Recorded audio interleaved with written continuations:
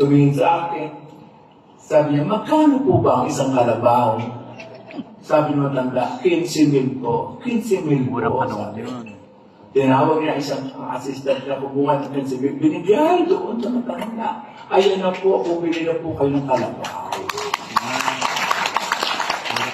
Umiyak yung matanda, lumuha, nagpasalamat, kinuha ang kamay niya at inaligyan ang kamay niya at umalis na. Marami siyang ginagawang kabutihan na hindi nalalaman ng maraming tao. Pero si Guy ay tao. Meron din silang mga pagkukulang. Meron din siyang kahinaan. Diyos ko, ang dami namin pag-aaway na nangyari. Una, Diyos ko, tatawag eh, pag-usap kami, o bukas may shooting ha, alas 6 ang show, ang call, pwede kang dumating na alas 7, sasabihin niya, opo direct. Pagdating sa set, Diyos ko, alas 12 na wala pa siya. Kakausapin ko, bakit yan natin kahit dalig ka? Eh kasi marami akong problema, hindi pwede gano'n, nakintay maraming tao. Isang beses, din. Bakit may kahapon pa? Shooting, usap. At dahil bukas, sa big scene, rally ang scene, dapat na andun ka maaga, darating ako talaga. Tumabi kami lahat, nakaabang na kami. Alas 9 na hindi pa dumadating, tinawagan ko, Hoy, Ate Guy, ba't wala ka pa? Diyos ko, mag-umpisa na, hindi kami mag-umpisa.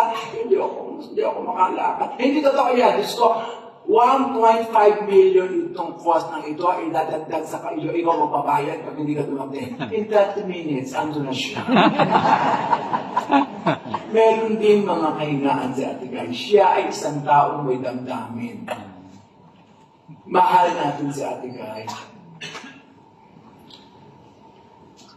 Sa isang eksena na ako artista at siya ang artista din, ako yung pare, nagkukumpisa sa akin at umiiyak na hindi niya masabi ang kasalanan niya. Sabi ko, Ate Guy, paano yan? Ano na kami? Action! Sabi ng director. Nakaganyan tenga ko doon saan. Wala naman siyang sinasabi kasi kapipis siya.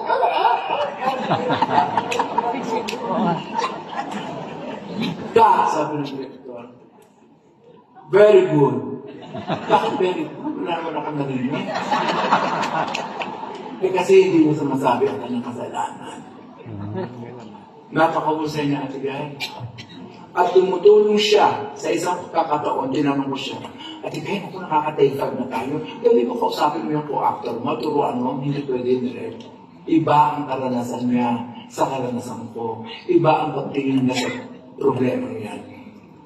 Ang kailangan lang natin gawin, ilinaw sa kanya ang sitwasyon para magawa niya ng tama.